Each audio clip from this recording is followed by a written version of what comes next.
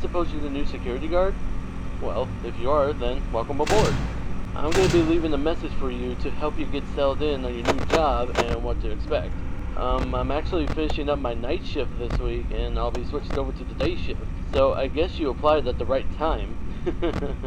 You don't have any idea how much trouble these past few weeks has been for the company. Ever since those 5 kids went missing around here the other week, we don't know what ever happened to them, and we're currently under an investigation. The parents are suspecting us for some reason, and I don't know why, as we do have a policy that clearly says Fazbear Entertainment is not responsible for damage to property or person. Upon discovery of damage or if death has occurred, a missing persons report will be filed within 90 days or as soon as property and premises have been thoroughly cleaned and bleached and the carpet have been replaced, and all that other stuff. Okay, I'm going on too much about the current state and policies. Let's get back on track. Anyways, as you probably know already, you'll be monitoring the building from 12 a.m. to 6 a.m. to ensure the safety of all property and equipment, as well as keeping an eye on the animatronic characters. What I mean by that is, for some reason, the characters tend to roam freely after hours.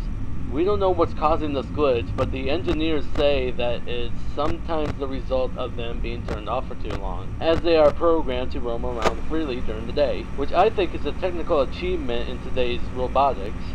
Anyways, make sure that they don't get too close to your office, because if they see you, they might mistake you for an endoskeleton without its costume on, and will try to stuff you into one. Now you're probably asking, how could be stuffed into a costume be bad? Well, you see, those costumes aren't like mascot walk-arounds and instead are the ones that the animatronics wear. And they are filled with eternal structures and devices. So being shoved into all of that would not only be extremely painful, but would instantly kill you. That's why you have doors by your vents. Shut them if anything is in there, and only if absolutely necessary. Using the doors, lights, and cameras drain power, and using them too much will result the entire building to go dark, leaving you vulnerable to the animatronics. So don't leave the doors shut. If an animatronic does somehow end up in your office, I have a small trick for that, which is hiding under the desk. This will fool them into thinking that you're not in the office and will eventually leave. But be quick about it. You may only have a few seconds to react.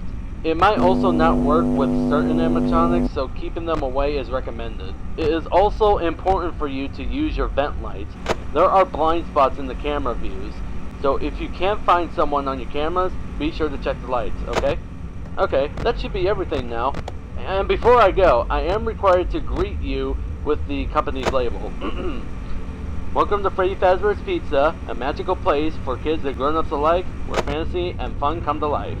Good night, good luck, and I'll chat with you tomorrow.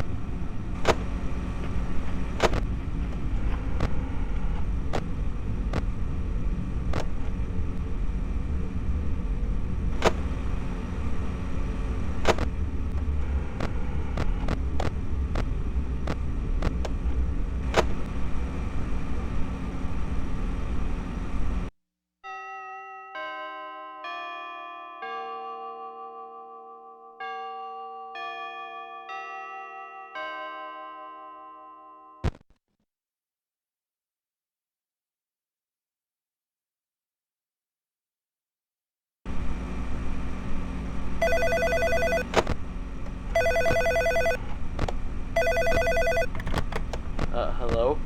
Hello? I heard you made it out on your first night, and if you did, then congrats! Now, I won't be talking quite as long as last time, since the animatronics tend to become more aggressive as the week progresses. There are some things that I forgot to mention, and some things I should give you an update on.